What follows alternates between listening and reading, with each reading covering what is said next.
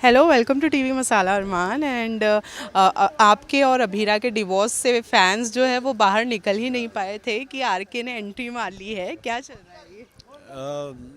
बड़ा interesting plot है जहाँ पर अरमान ने जो अबीरा के साथ में किया है, माँ के लिए किया हो, किसी की वजह से किया हो, वो ऑब्वियसली सही नहीं है। एंड अरमान को भी इस बात का एहसास है और वो बहुत ही पेन में है इस चीज़ को करके। बट उसका घर पे रहना काफ़ी मुश्किल हो गया माँ को इस कंडीशन में देखकर। एंड माँ ने उसको मुझसे वादा लिया है कि तो अबीरा को भी वही ज़िल्लत, वही बेइज्जती करवाएगा, दिलवाएगा।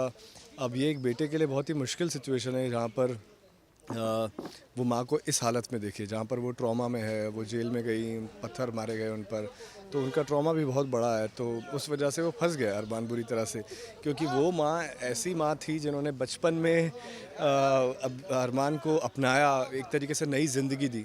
तो वो एहसान अरमान कुछ भी कर ले, वो कभी ज़िंदगी में उतार नहीं सकता है। और उस वजह से वो माँ के लिए कुछ भी करने को तैयार है इस वक्त, क्योंकि अपना खुद का ना सोच के वो जो एहसान माँ ने जो किया था उसकी ज़िंदगी के ऊपर, वो उसके लिए भूलना बहुत मुश्किल है। तो उस वजह से वो अबीरा का दिल तोड़ता है और उसका खुद का भी दिल बहुत टूटता है। बट ठीक है, इट्स हिज पर्सनल पेन, जो शायद फैमिली के लिए वो सेक्रीफाइस कर रहा है वो प्यार। लेकिन आप भूले तो नहीं हैं जो अभी हमने सीन में देखा है, जो यादें आपको चीज़ें जो यादें दिला रही हैं। क्या कहना चाहेंगे सीन के बारे भूलना तो बहुत दूर की बात हो गई।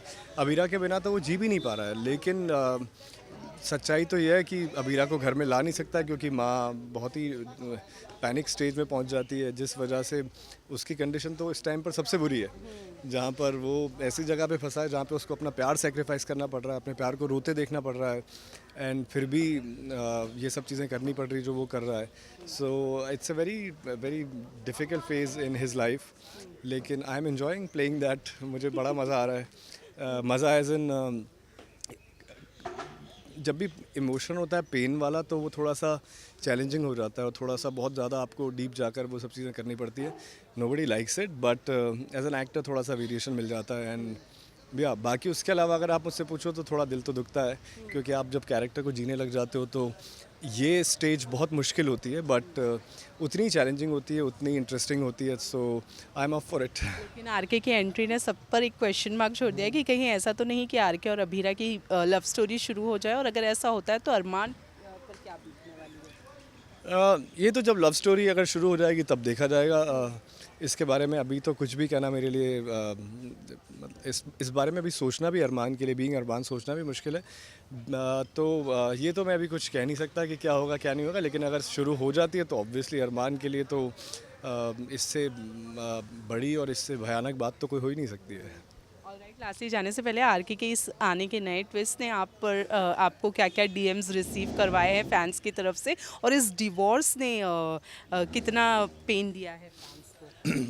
आरके के आने की वजह से तो ऐसे कुछ डीएम्स और वो सब अरमान पे और मुझ पर तो नहीं आए हैं फ़िलहाल। लेकिन हाँ, इस डिवोर्स की वजह से लोग बहुत दुखी हैं। मैं भी बहुत दुखी हूँ। बीइंग अबीरा अरमान फ़ैन, मुश्किल होता है जब मैं सीन्स पढ़ता हूँ तो जब सीन्स पढ़ रहा होता हूँ तो I read them as Rohit.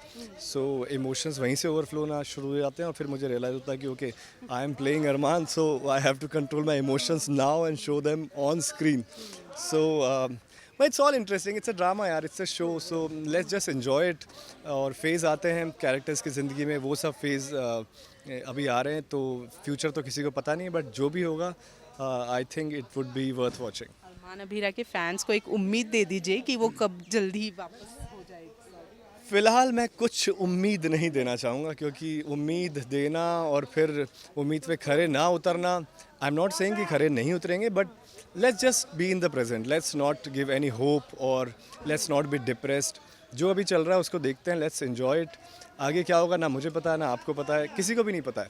So future की बात छोड़ देते हैं, फ़िलहाल जो चल रहा है उस पर फोकस करते हैं। If you are feeling the pain, be in pain. Thank you.